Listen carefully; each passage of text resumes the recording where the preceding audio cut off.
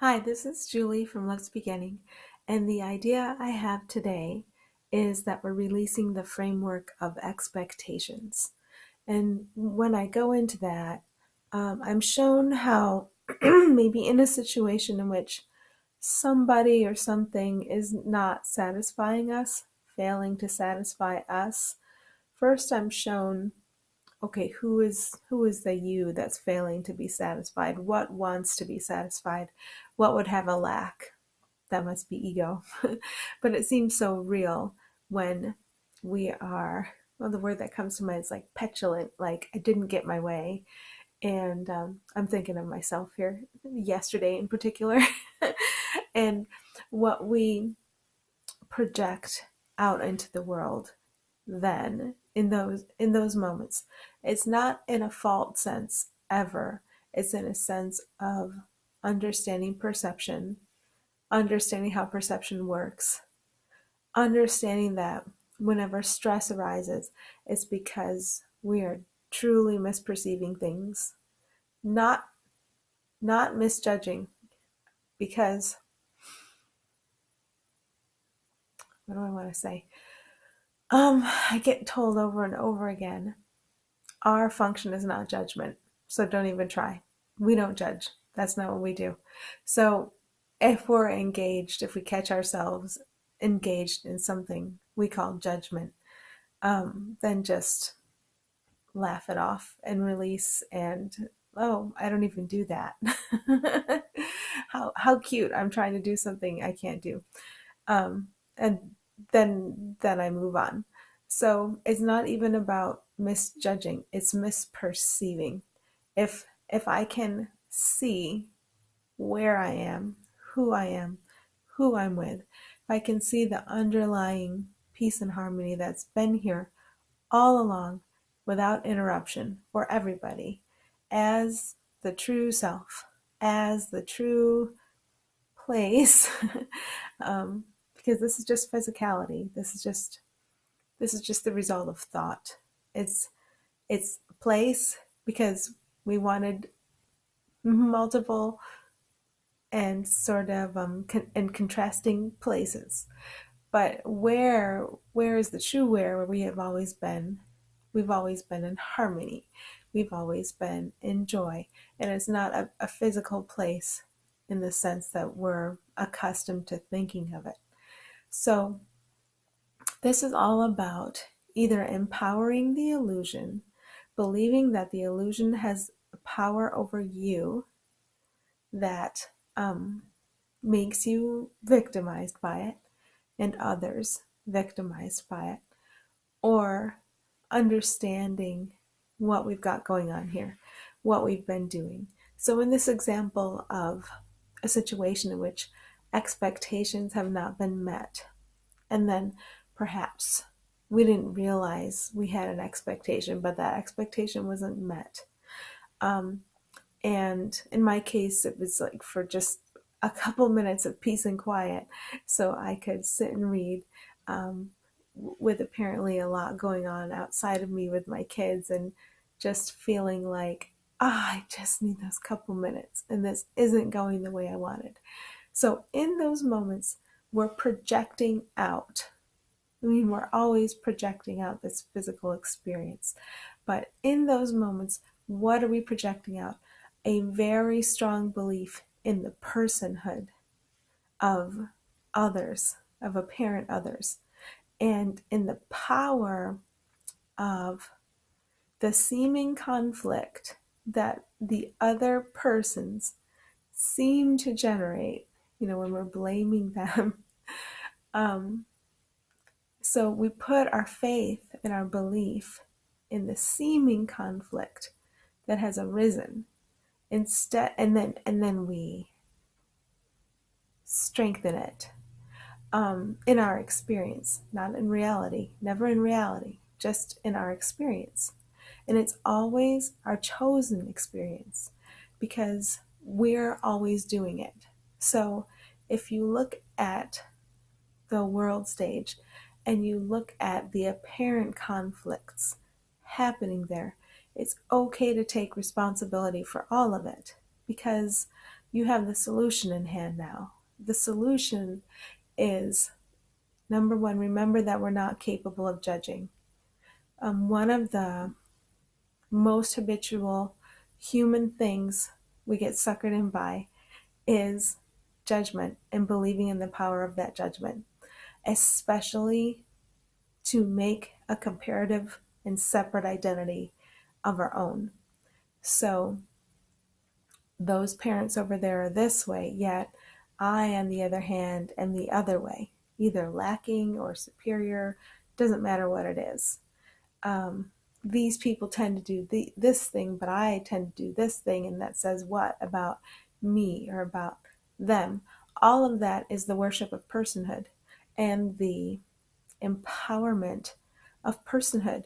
And when you feel victimized by what you see to be as limiting circumstances associated with your person, your separate identity, it's a reflection to you of the faith and belief you've put in personhood. So in those moments when we're putting our faith and our belief in what is not and what never has been, but it's just been an experience we've given ourselves. It's never been real. Not for 1 second. Seconds aren't even real. The seconds are hours and days and weeks. They're an experience we've given ourselves, and that's it.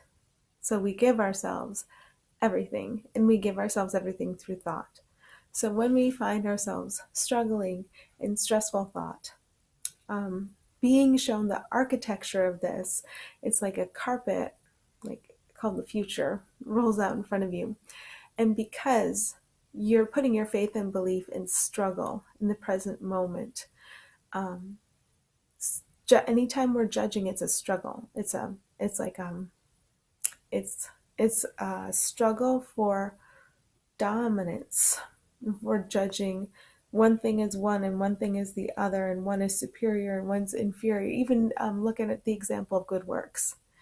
People, this is the holidays, people should be kinder, people should be generous, people should do good works.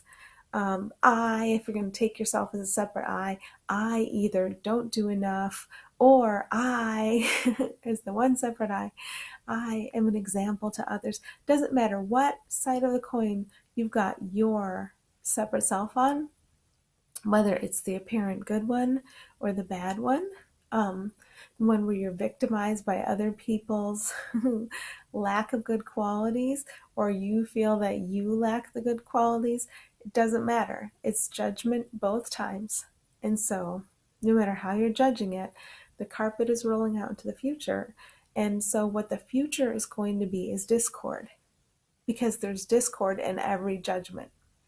And so if peace becomes very, very, very important to us, it becomes fascinating to see underneath the personhood, to see underneath the invitation to the worship of personhood that comes with every judgment. So when I hear a judgmental thought, it's time to be fascinated. It's time to say, oh my goodness, look at how I've been perceiving things.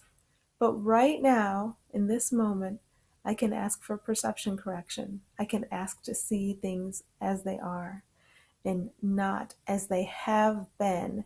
Whenever I'm in judgment, I'm looking at a past. I can't look at now, at what is, at what truly is. When I'm in judgment, judgment is always looking behind. So just being here, just being in the now, right here, beyond all judgment, beyond all separate personhood, or like underneath it is the true foundation underneath everything. It's just peace. It's just God. It's just love. It's not anything but that. And it's not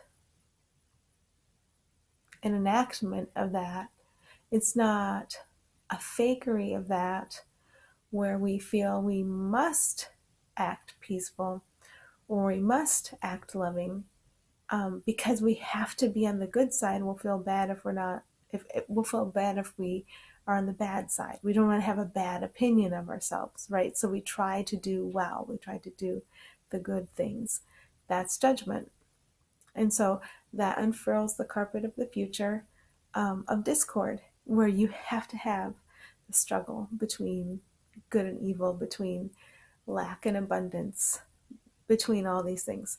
But if we just keep going down into the root, into the root, into the root, every time we see ourselves having particular expectations, instead of just being open to whatever's coming, um, anytime we see ourselves judging, anytime we see ourselves worshiping separate personhood in the form of judgment, um, judging this is okay or not okay. Um, there was a very interesting circle of judgment I was taken on. Um, there there's a spiritual teacher I like to listen to when I'm driving around, but this person seemed to be judging other people, and I got very confused by that. But it here was the context in which the judgment happened.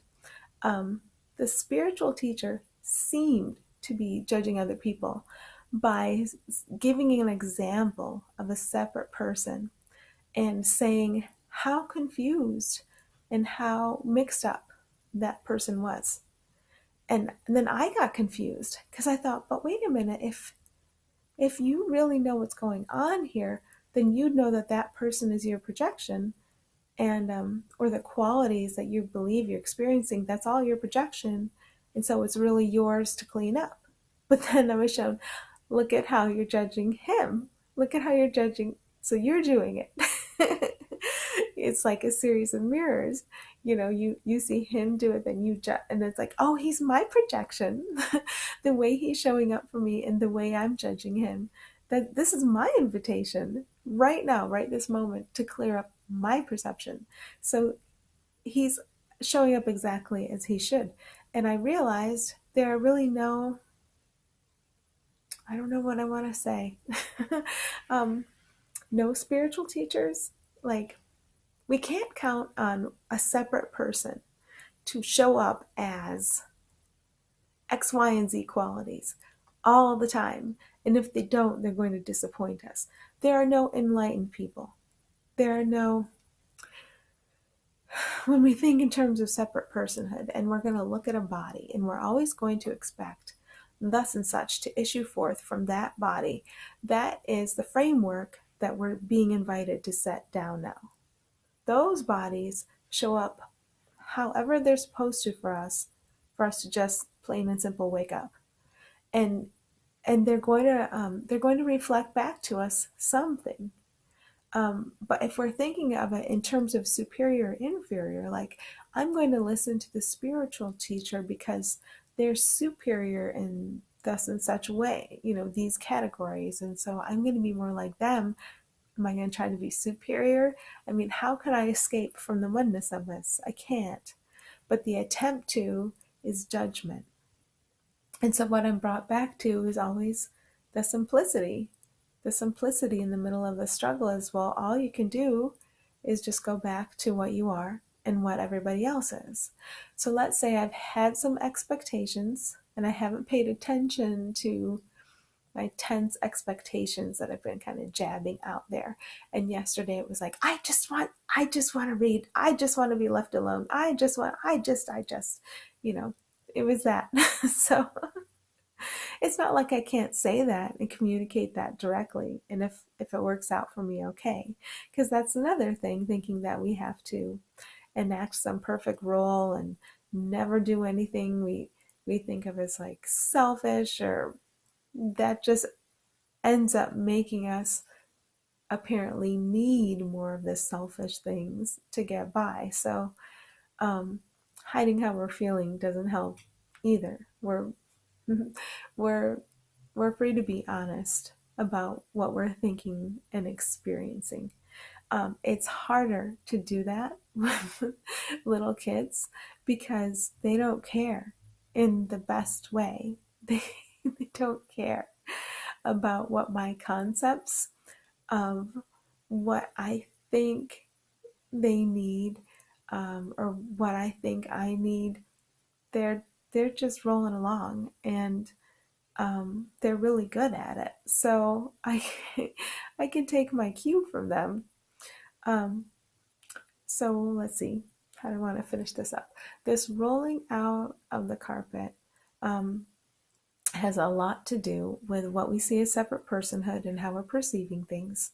And first, our view of separate personhood, anything we believe in or anything we're currently worshiping, can be taken over by that which we are, called the Holy Spirit, um, whatever you want to call it. But there is that which we are unified, and it can serve us in helping to correct our perceptions throughout the day, and it can take advantage of what our current beliefs are and work with us through those. So the thing I'm often shown is the telepathic mind to mind connection we have with each other. And so in those moments when I have had an expectation, I've made judgments, here comes this carpet of discord unfurling in the future to just repeat those judgments and patterns and perceptions again. Um, if I just stop and think about who they really are, it's always very simple.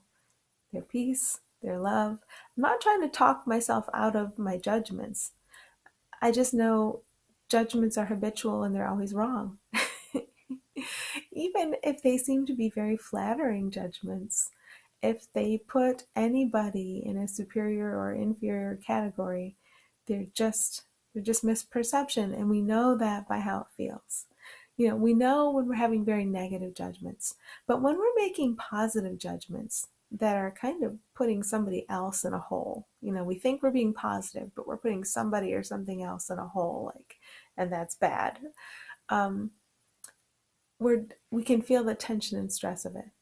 So any tension and stress arising means we're projecting out a world of disorder, actively doing that. The only way to stop, if you think of the projection as that way, the disorder, is to just go in. And if you're looking at the world around you and it's seemingly requiring a response from you, you can't just sit and go within and, like I have little kids around me. I have to know that when I'm going within here, I'm going within them, and they are the peace, they are the love. And what do I want to be interacting with in those moments? Who do I want to reach? There's only one of us to reach.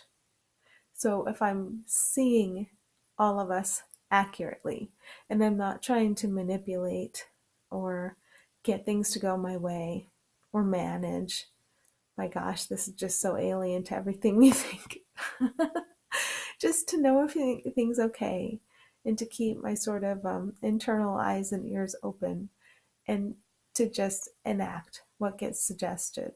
I have to set down all the perceptions and complaints and insistences in order to be able to hear that voice and flow with it. So, the power to stop projection is always with us. And it's really interesting to see how, when we think we're judging positively, there's always a negative side to that coin, a negative comparison side, and we're still projecting disorder when we're doing that. So to me, there's a very different feeling quality between praising, like a praising that comes from anxiety, or a praising that comes from the apparent relief of having somebody do things the way I want them to, like the little robot carried it out the way I wanted them to. um, I'm realizing that's uncomfortable. That doesn't feel good. That doesn't feel like love. Um, but there's something deeper, just a very deep acceptance that feels very calm, very expansive, and that one feels fine. I'm not feeling any contradiction or judgment there. So it's like radio stations that we tune into. And of course, we're going to realize over time we're the only ones who can tune into the radio station of perception. And we're the only ones who can sort of dial it down to the reality, the piece of us, the love we are, rather than all these conflicting perceptions of this happenings, that's happening, this person is this or is not that, they should or shouldn't be doing that. It's just like a whole whole bunch of confusing babble. And when I can hear, my voice contributing to it, I'm starting to learn to just stop, stop that. And um, when I think of what I perceive to be, the disconcerting babble of others, it's not really theirs. It came from a past, and I've been projecting this all along, and I'm the one who can stop. I'm the one who can go in. I'm the one who can listen. I'm the one who can enact what comes from a place that feels good instead of from a place that feels anxious, tense, and disturbed.